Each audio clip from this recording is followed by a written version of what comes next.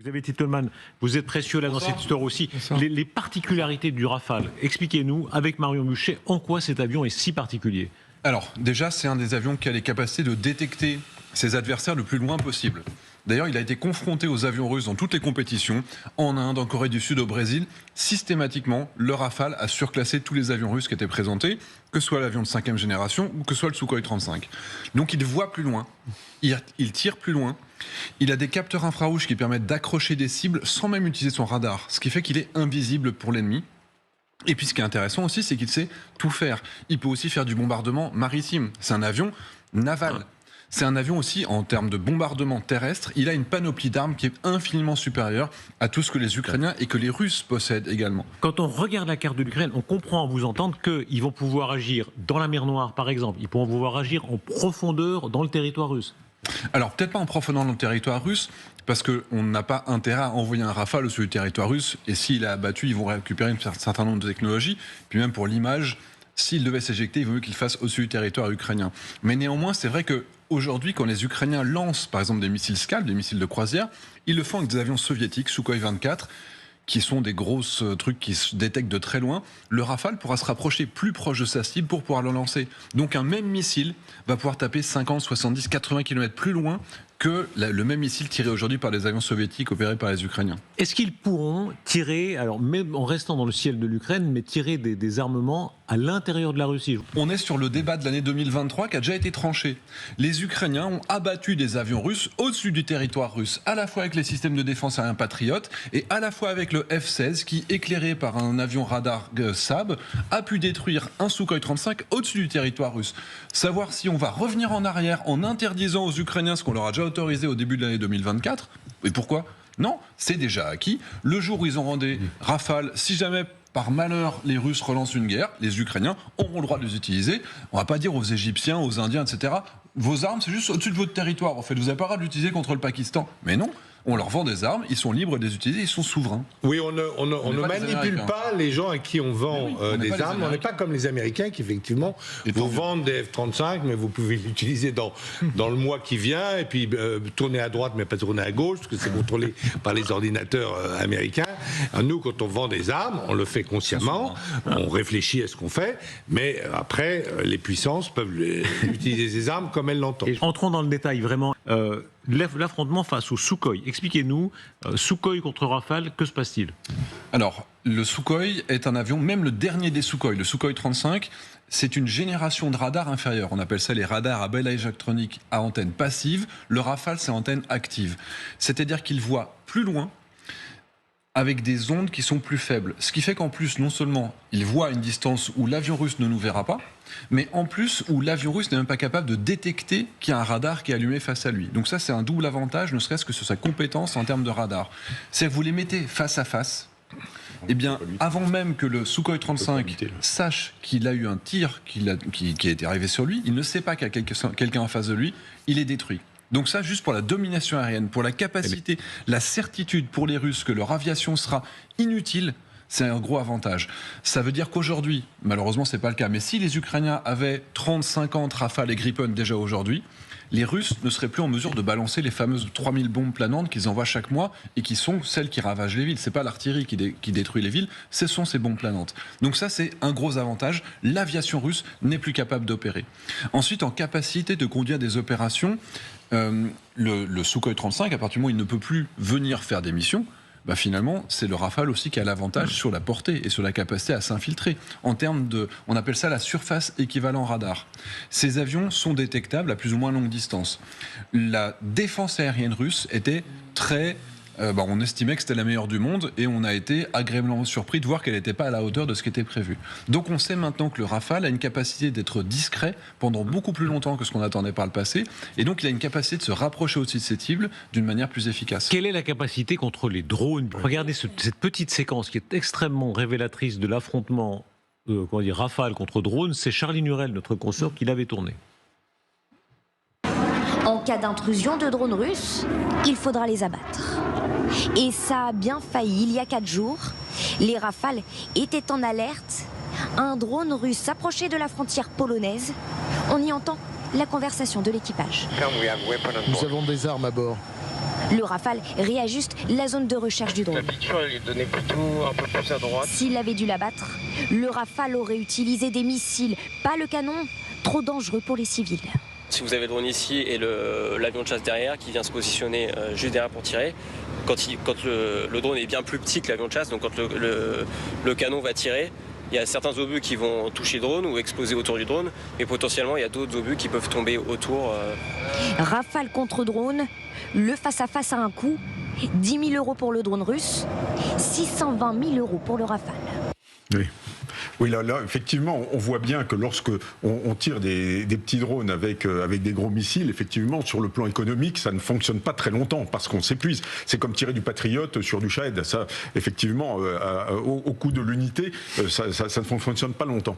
Donc, effectivement, ça c'est une vraie problématique. Moi, j'aurais dit, instinctivement, ils vont le dégommer au canon. Et on me dit, non, ils ne le dégomment pas au canon. C'est ce qu'ils font en Ukraine. C'est ce qu'ils font, en fait, quand même. Voilà, pas de missiles pour ce type de cible. Parce que c'est les armes tendues qui sont les plus efficaces pour combattre des drones de quelques dizaines de milliers d'euros. Si vous tirez un missile d'1 million d'euros pour abattre un drone Shahed qui en vaut 50 000, vous voyez un peu la dépense que vous allez avoir. Regardez cette image, ce sont les drones ou les bombes planantes qui touchent les immeubles. En l'occurrence, c'est dans plusieurs villes, notamment Myrnorad, qui est une ville pas loin de Pokrovsk. Ici, Xavier Titeman, est-ce que le Rafale est effectif, est opérationnel? Alors, là, on voit que ce Shahed qui est en train de foncer sur un immeuble est rattrapé par l'arrière par un missile qui lui arrive dessus à plus grande vitesse. Donc c'est certainement un missile qui a été tiré soit depuis le sol, qui va le revenir dessus, soit un missile qui a été tiré par un avion. Donc oui, pour intercepter un Shahed, on utilise, ou un missile de croisière, on peut utiliser les missiles qui sont utilisés par le Rafale. Mais c'est quand même, comme on vient de le dire, la solution qui coûte très cher et qui est temporaire. Puisqu'il y a une solution qui est en train d'être développée, c'est pas des missiles, c'est des paniers de roquettes. Et ça a été présenté d'ailleurs au dernier salon du Bourget. Sous le Rafale, vous auriez un panier avec 9 roquettes, des roquettes guidées laser qui sont développées par Thales en Belgique. Et vous avez, notamment dans les Rafale biplaces, c'est la même chose dans les Mirage 2000D qu'évoquait Marion Buchet tout à l'heure, vous avez 2 personnes dans ces avions. À l'arrière, le navigateur officier système d'armes, il va désigner, éclairer laser un missile. Et le pilote va tirer, et il y a une de ces 9 roquettes, et là on est en moins de 20 000 €. Donc on divise par 30 le coût d'interception d'un Shahed par rapport à ce qu'on voit là. Ouais. Avion contre avion, avion contre drone ou avion contre bombe, et puis l'appui au sol des combattants. Regardez cette séquence, et là aussi on vous posera la question, est-ce que les Rafales pourraient venir en aide, en l'occurrence aux soldats ukrainiens? C'est comme ça que fonctionne un vrai tigre. D'abord les drones, puis l'infanterie. J'attaque. Tu vas entendre bam maintenant.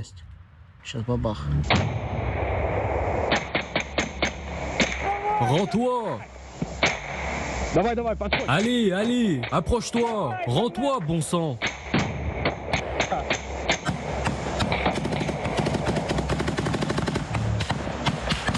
Qui a lancé une grenade?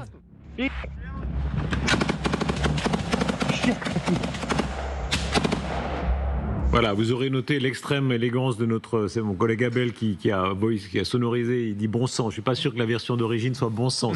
Mon Dieu, pas le sang bleu, pas le sang bleu. Je suis pas sûr que ce soit les mots qui soient utilisés en ukrainien. Ici, est-ce qu'un Rafale peut intervenir? Alors, il peut, comme tous les avions soviétiques en fait qui sont utilisés aujourd'hui, les Sukhoi 25 en particulier, conduire des missions de bombardement en lançant les bombes à une certaine distance. Par exemple, la France fournit une centaine de bombes Hammer A2SM chaque mois qui ont une grande efficacité. Et ça, on peut les lancer de 70 km de distance. Donc le Rafale ne va pas apporter une plus-value dans cette dimension particulière, sauf dans un élément particulier, c'est la désignation laser. Quand on a des environnements dans lesquels ça bouge, vous avez un désignateur laser, donc je vous le disais tout à l'heure, un Rafale, avec son pointeur, il va définir une cible, même un véhicule qui est en mouvement, et un autre Rafale ou même lui-même, il peut lancer sa bombe, et cette bombe va être guidée vers une cible en particulier. Là, en milieu urbain, en milieu forestier, sans visibilité, ce qu'on peut attendre éventuellement d'un avion de chasse, c'est ce qu'on appelle le Close Air Support. Et là, ils arrivent, ils tirent au canon très fort vers le sol. L'avion ultime pour ça, c'est le A-10. Mais le problème, c'est qu'en Ukraine, dans ce front, il y a une telle densité de défense aérienne que vous ne pouvez pas vous approcher à moins de 30 km du front. Donc ça, c'est pas réellement réaliste. Et donc tout ça, ça ne fonctionne pas en combat rapproché. Quand on est à 20-30 mètres, je veux dire, les risques de dommages collatéraux, de tirs sur le blue on blue, comme on dit, de tirs fratricides, sont très élevés. C'est pareil en combat en localité. Quand on les voit bondir de de villa en villa ou d'immeuble en immeuble. Quand on est vraiment trop proche, ça ne peut pas aller. Ça marche bien quand on désigne un objectif, que les lignes sont bien séparées et qu'à ce moment-là, s'il y a 200 mètres, on peut efficacement tirer. Effectivement, là, dans ce cas-là, je ne recommanderais pas, surtout pas avec pas de visibilité, de tirer une bombe ASM. Ça risque d'arriver sur les amis et c'est pas tout à fait l'effet recherché. Quelques petits éléments complémentaires. D'abord, les Rafales, a priori, ils ne vont pas être payés par le contribuable français tel qu'on le voit dans la propagande russe. L'objectif, c'est de faire exactement comme l'ont annoncé les Suédois avec le Gripen. D'abord, faire appel aux avoirs russes gelés. Il y a 200 milliards d'euros qui sont en Europe. Soit les utiliser directement, tel que maintenant la France et l'Allemagne souhaitent le faire, soit utiliser les dividendes de ces avoirs, tel qu'on le fait déjà aujourd'hui. On fait un prêt de 15 milliards, et ce prêt, pour acheter tout de suite des Rafales, mais ce prêt il sera remboursé sur des années et des années grâce aux dividendes des avoirs russes qui sont gelés, 300 milliards, qui sont aujourd'hui répartis entre différents pays. Après, le deuxième élément, c'est la durée pour que ces avions puissent arriver.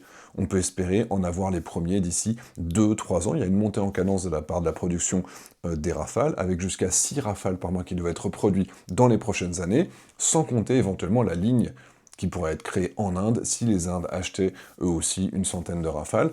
Et donc on aurait aussi la possibilité peut-être de se dire, des pays comme, je sais pas, l'Indonésie, au lieu de les faire produire en France, on pourrait aussi les produire en Inde, et comme ça on pourrait avoir davantage de capacité de production pour produire ces avions un petit peu plus vite.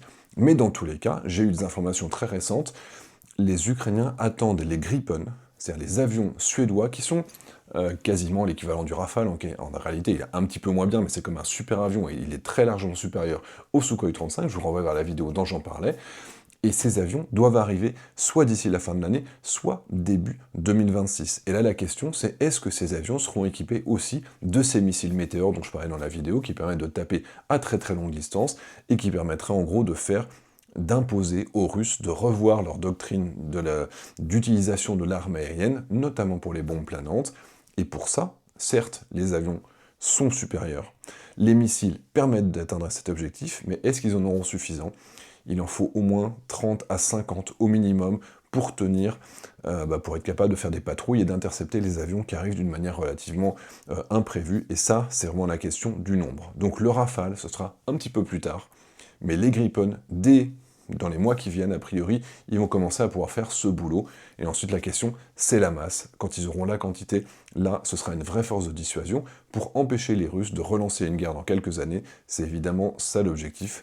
Éviter l'effondrement, gagner la guerre, sauver les copains, et puis éviter que ça recommence. Ensuite, on évite l'escalade. C'est bien ça l'objectif de ces annonces. Allez, je vous dis à très vite.